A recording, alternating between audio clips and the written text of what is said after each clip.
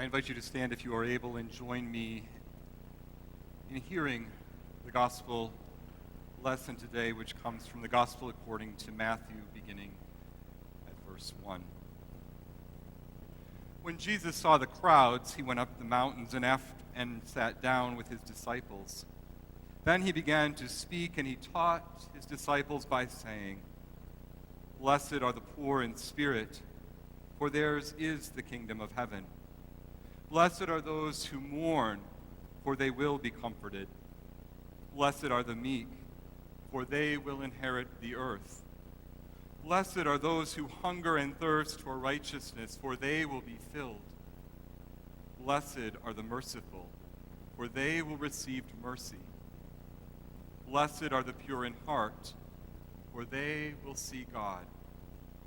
Blessed are the peacemakers, for they will be called the children of God. Blessed are those who are persecuted for righteousness' sake, for theirs is the kingdom of heaven. And blessed are you when people revile you and persecute you, and utter all kinds of evil against you falsely on my account. Rejoice and be glad, for your reward is great in heaven." Here ends the reading. Thanks be to God.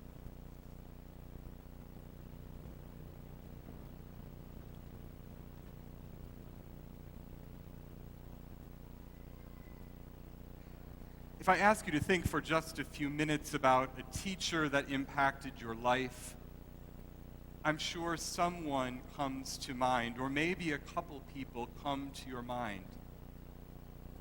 They have unique characteristics which impacted you in some way, shape, or form, maybe inspired you or challenged you, maybe disciplined you, or maybe helped you to think in a new and different way. You may not remember exactly what they taught you, but you certainly remember what they gave to you.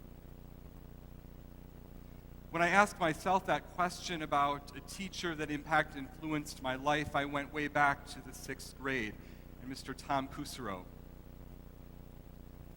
Mr. Kusero smelled like a combination between Camel cigarettes and coffee. And that fragrance seemed to imbibe our room. He would sit and teach. He would stand and teach. And when he was teaching math, I remember he'd haul our whole class up to the front of the room, and he would make us take the chalk in our hand and figure out the problems, and then sit back and say, "Well, that's totally wrong." And you'd erase and start over. I always carried my own lunch, and so he would always be at the back of the line with me, because those that had their own lunch had to bring up the rear end. We were first into the lunchroom, where he'd sit and engage in conversation, ask me about my day, or ask us about how things were going, when other students would stop by to tell Mr. Kusero about things that were going on in their lives. It was larger than life. And it wasn't so much in what he said, but the way he made you feel. He'd immediately leave the lunchroom after he was finished, and I put two and two together. It was his time to have a couple cigarettes before beginning the afternoon. And he'd start our afternoons by reading to us, and then helping us to ask questions, to engage, to be thoughtful, and to begin our young minds to question and to think. Teachers make a huge difference. They help us to discover and uncover, for they are magical in their craft. Not all teachers are alike. But as we sit and we listen today to Jesus, the teacher, we hear that Jesus is teaching us about ways to live. Jesus' role as a teacher was a primary focus in Matthew's gospel, for Jesus was coming off many first experiences. He had already called the disciples and had begun a successful healing ministry throughout Galilee, Jerusalem, and all of Judea. He was healing many physical ailments, but now it was time to stop. It It was to leave the crowds at bay for a little while and to retreat to the mountain. The mountain, as Moses retreated, was a place where Jesus could conduct his teaching. His private classroom with his disciples, eager to learn and hear what he had to say. Maybe they were hoping to learn some of the tricks of the trade. Maybe they were trying to get inside secrets. But in this very powerful moment, Jesus speaks to them. Blessed are the poor in spirit, for theirs is the kingdom of heaven.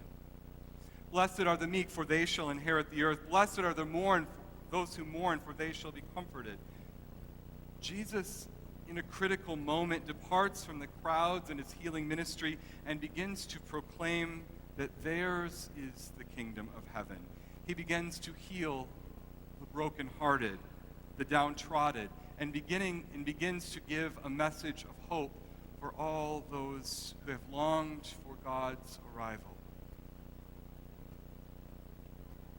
In these first 12 verses, we begin to see a vision and direction that Jesus is going in.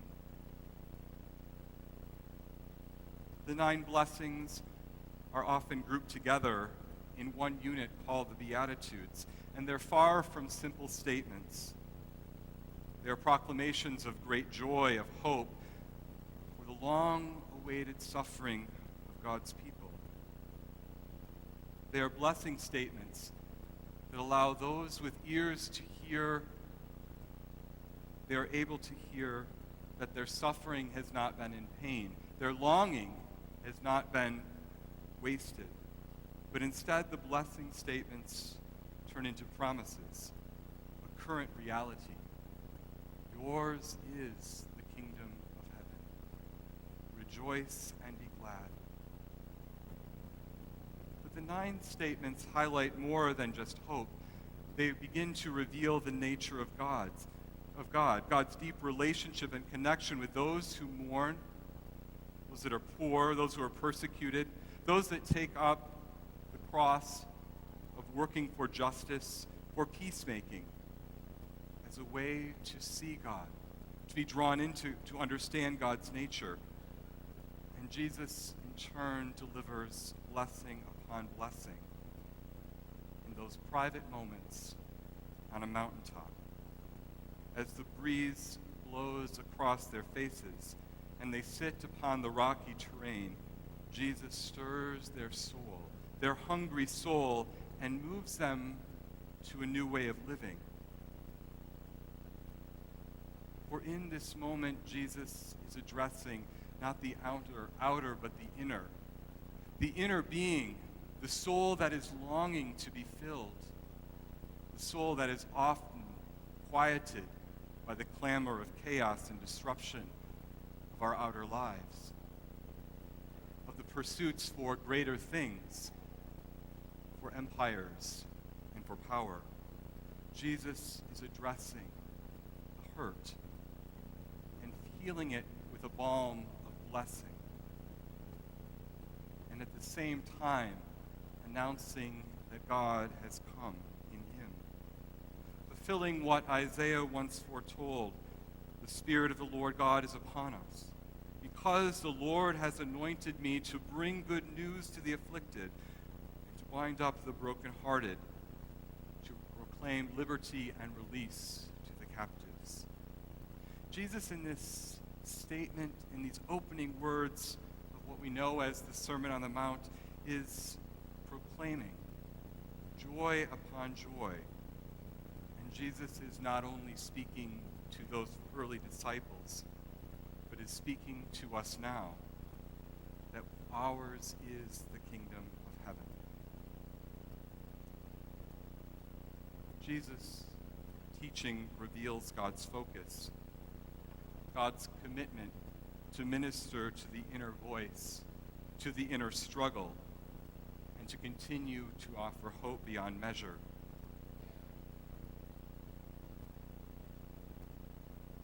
Some translations, instead of using the word blessed, use the word happy. And when you read the Beatitudes replacing blessed with the word happy, sounds almost funny. How can we say those who are struggling in deep poverty are happy? Happy are those who mourn, for they shall be comforted. Happy are those who seek righteousness. But once again, we see in Jesus' teaching the countercultural nature of how Jesus goes against the grain to challenge and to bring about new hope.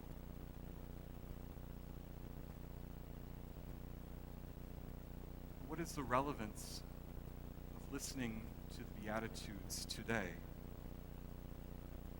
Is there any room to add to the conversation, to learn, to grow? For these inner challenges that Jesus is delivering to those mountaintop disciples are often things that we want to put aside, to deal with later, to not be confronted with.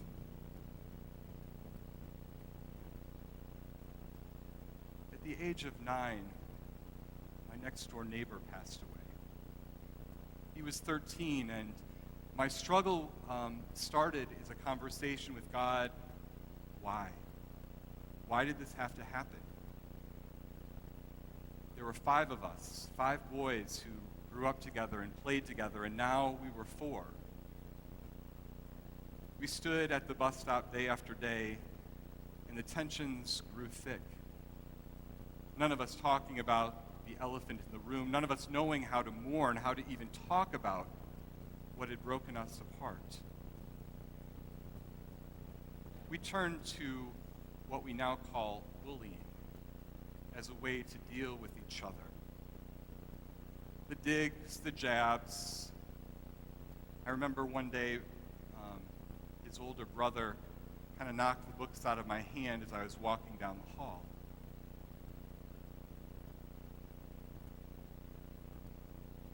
We don't know how to deal at times with the inner struggles, and so they come out in different ways.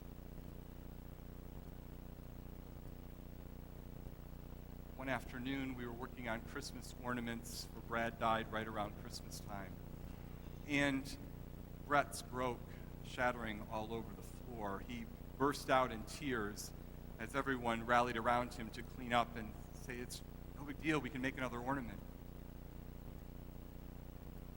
I realized the other day as I was kind of chewing on how I don't really like to think about mourning or grieving the situation that happened in our neighborhood.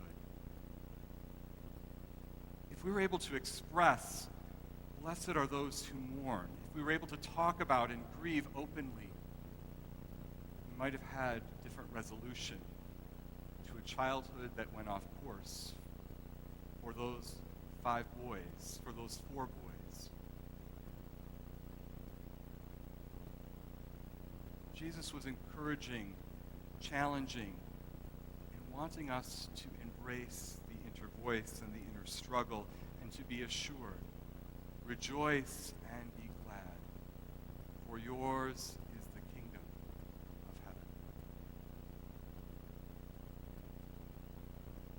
And we can argue and retaliate, but I don't want to. I don't want to mourn. I don't want to be sad. I don't want to be afraid. At times it's easier to turn the other cheek than to show mercy. God is inviting us to engage, to strengthen our inner being so that as it comes out in not expressions of anger or of violence, but instead as a conversation, as a way to be a person to the other. 6th grade was a long, long time ago. And Mr. Kusuro's influence is still with me today. It's an important part of my life because I see that he changed, he engaged, and he set me on a different course. As Jesus, who has influenced not only my thinking, but my willingness to engage in the inner struggle and see that not as a struggle, but a blessing. Rejoice and be glad. As the psalmist writes, can we turn our mourning into dancing? Can we see that the kingdom of heaven is ours and begin to start a new way of living and engaging in the world, not out of our fears, but our trust that a path has been blazed before us. And in that way, we need to be teachers and students of life. We need to learn and engage from those everyday instances that cause us to twinge on the inside, but help us to embrace and move forward. Sadly, those neighbors have never spoken about a real reality between us. But what's interesting is that the boy who knocked my books out of my hand and watched and walked by as I picked them up, the boy who jeered me in the bus stop and several other points, is now, on this Sunday, maybe proclaiming the gospel and reading the Beatitudes to his congregation. Out of the four of us, two are pastors.